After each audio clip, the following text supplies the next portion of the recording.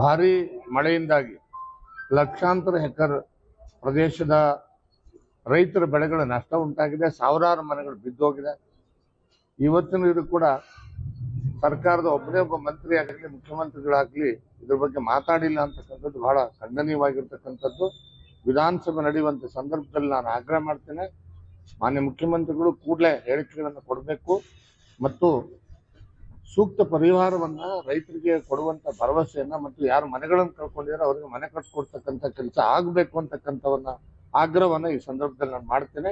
ಇದ್ರ ಜೊತೆಗೆ ಮಾಧ್ಯಮದ ಮುಖಾಂತರ ಈ ರಾಜ್ಯದ ರೈತರಿಗೆ ನಾನು ಹೇಳಲಿಕ್ಕೆ ಬಯಸ್ತೇನೆ, ಈ ಹಿಂದೆ BS ಯಡಿಯೂರಪ್ಪನವರ ಸರ್ಕಾರ 2019ರಲ್ಲಿದ್ದಾಗ ಮಾನ್ಯ ಮುಖ್ಯಮಂತ್ರಿಗಳಾಗಿ ಯಡಿಯೂರಪ್ಪನವರು ಪ್ರಮಾಣ ವಚನ ಸ್ವೀಕಾರ ಮಾಡಿದ 2 ದಿನದಲ್ಲಿ ಇಡೀ ರಾಜ್ಯದಲ್ಲಿ ಇದೇ ರೀತಿಯಾದಂತಹ ಮಳೆ ಪ್ರಾರಂಭ ಆದಂತಹ ಸಂದರ್ಭದಲ್ಲಿ ಒಂಟಿಯಾಗಿ ಸನ್ಮಾನ್ಯ ಯಡಿಯೂರಪ್ಪನವರು ಸುಮಾರು 14 ಜಿಲ್ಲೆಗಳಿಗೆ ಪ್ರವಾಸವನ್ನ ಮಾಡಿದ್ರು.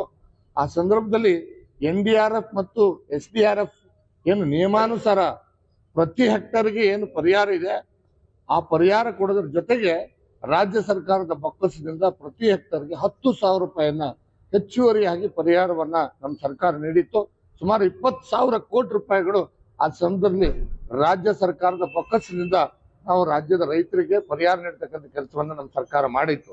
ಅದೇ ರೀತಿಯಾಗಿ ನಾನು ಈ ಸಂದರ್ಭದಲ್ಲಿ ಸಿದ್ದರಾಮಯ್ಯನವರ ಸರ್ಕಾರಕ್ಕೆ ಮಾನ್ಯ ಮುಖ್ಯಮಂತ್ರಿಗಳಿಗೆ ಆಗ್ರಹ ಮಾಡ್ತೇನೆ, ಈ ಸಂದರ್ಭದಲ್ಲಿ ಕನಿಷ್ಠ 50,000 ಕೋಟಿ ರೈತರಿಗೆ ಪರಿಹಾರವನ್ನ ರಾಜ್ಯ ಸರ್ಕಾರದ ಬೊಕ್ಕಸದಿಂದ ಕೊಡ್ತಕ್ಕಂಥ ಕೆಲಸ ಆಗಬೇಕು.